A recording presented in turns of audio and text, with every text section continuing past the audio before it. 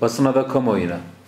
Çeşitli basın yayın organları vasıtasıyla kimyasal silah kullanıldığı iddiası ile ilgili kamuoyuna açıklanan ve 21 Ekim 2022 tarihi itibariyle yaşamını yitiren silahlı militanların ailelerinin genel merkezimize yaptıkları başvurular ve açıklamaları üzerine hak, hukuk ve sağlık, emek, meslek örgütleri olarak bir değerlendirme toplantısı yapılmış ve aşağıdaki açıklamanın yapılmasının uygun olacağı sonucuna varılmıştır.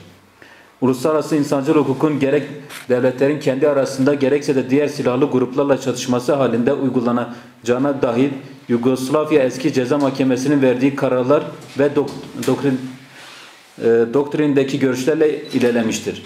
Bu konuda 1949 tarihli Cenevre Sözleşmelerinin ortak hükümleri ve 1977 tarihli 2 adet protokol olduğu bilinmektedir.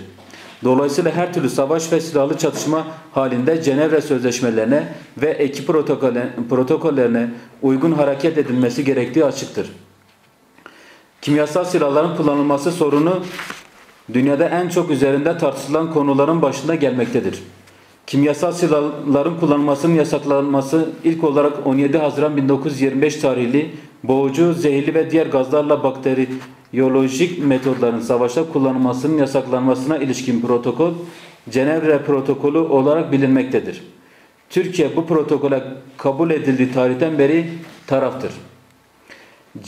Cenevre Protokolü'ne rağmen savaşlarda ve silahlı çatışmalarda kimyasal silahların kullanılması engellenememiştir. Bu konu uzun tartışmalardan sonra Birleşmiş Milletler nezdinde 1993 yılında bir sözleşmeye kavuşmuştur.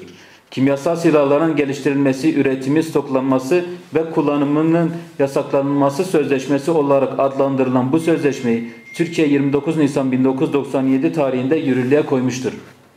Türkiye bununla da yetinmemiş, 14 Aralık 2006 tarihli ve 5564 sayılı aynı isimle adlandırılan bir özel kanun kabul etmiştir. Bunun dışında Türk Ceza Kanunu'nda kimyasal madde silah olarak tanımlanmış ve bu silahla işlenen suçlar nitelikli suç olarak değerlendirilmiştir.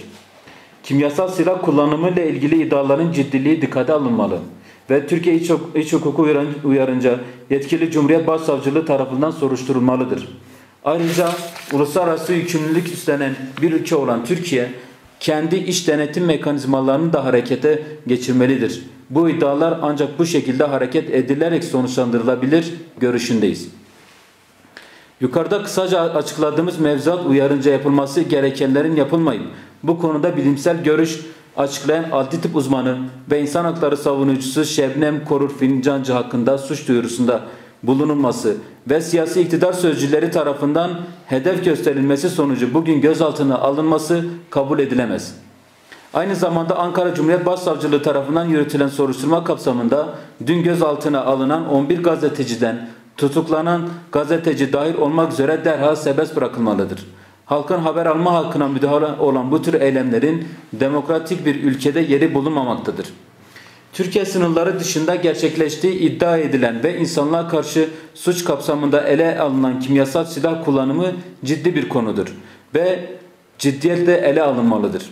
Olay yeri incelemesi, otopsi ve diğer delil toplama yöntemleri Birleşmiş Milletler Minnesota Otopsi Protokolü yöntemlerinde kullanılmadan zan altında bırakılan bir bakanlığın böyle bir şey yok, bu bir yalandır açıklaması mutlak doğru olarak ele alınmamalıdır. Aksi takdirde uluslararası sözleşme ve 5564 sayılı kanunun bir önemi kalmayacaktır. Dolayısıyla bu tip durumlarda yargı organları ile idari ve siyasi denetim mekanizmalarının üzerinde düşen görevi yapmaları gerekmektedir. Gerçek ancak böyle ortaya çıkabilir. Kamuoyuna saygıyla duyurulur. İnsan Hakları Derneği Van Şubesi.